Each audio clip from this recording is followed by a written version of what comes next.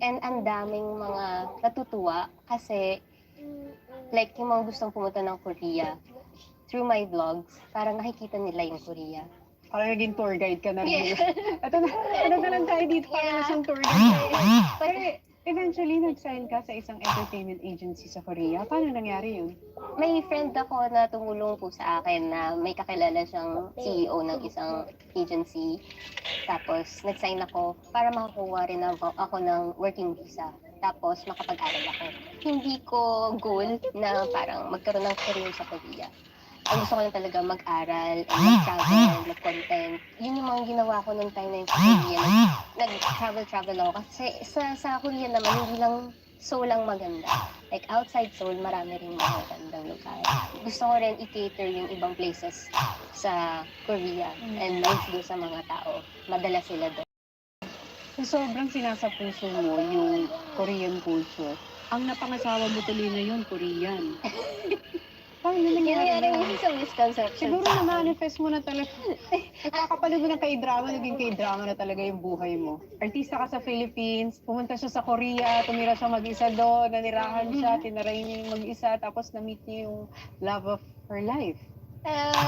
Isang story po na kinlot ni God for me.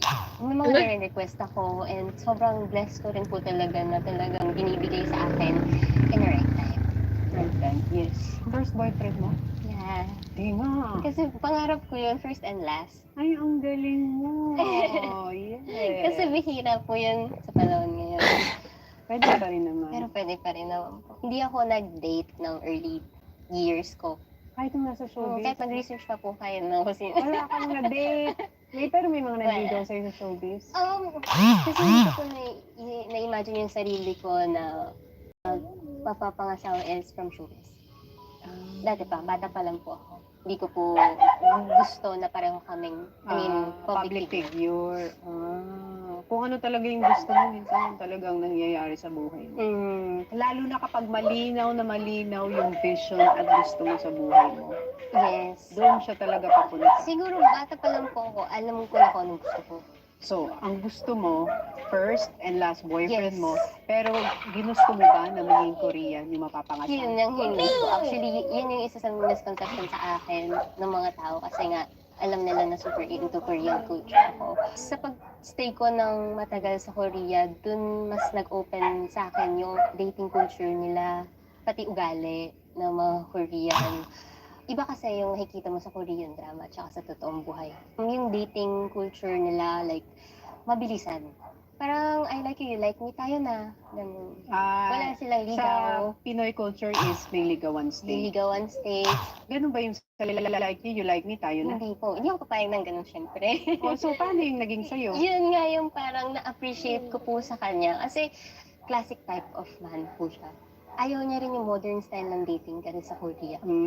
Gusto niya slow burn din. Gusto niya patient din ng love. And sobrang na-appreciate niya yung mga values na meron ako. First and last ko, gusto ko, parang ganun. Sobrang patient siya, as in, willing to wait talaga. Paano mo nalamang siya na yung the one? Nung naging willing siya to convert to my religion po. Ayun, see? Yes. Pumunta siya dito, tapos nagpa-convert Meron siya. po doon sa Korea. Medyo mahaba rin po naging process. Like, hindi ko siya sinasagot. Bago siya ma-convert. Opo ba, 11 months yata inabot sa mga Bible studies. Present siya lagi. And then, meron din kaming parang tatawag namin pagsubok na kailangan matag ng tuloy-tuloy. Parang ganun. Wala siyang mintis po doon. So talagang nakakita siya ng effort. Effort po talaga. Kahit wala ako sa Korea, tuloy-tuloy na siya pumupunta po ng church, mag-isa niya. Nakita niya talaga. Yun po yung nakikita ko. And parang isa sa mga reasons kung ba't siya naniniwala rin kay God. Kasi naniniwala siya na gift ako from God. And ako naniniwala rin ako na gift ako ni God sa akin. Nililigawan niya pa lang po ako. Sabi niya talaga sa akin, gusto niya ako kasi.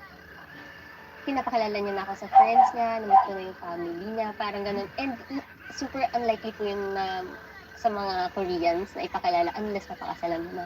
Pag sinasabi niya yan, ano reaction mo? Gusto ko na rin po.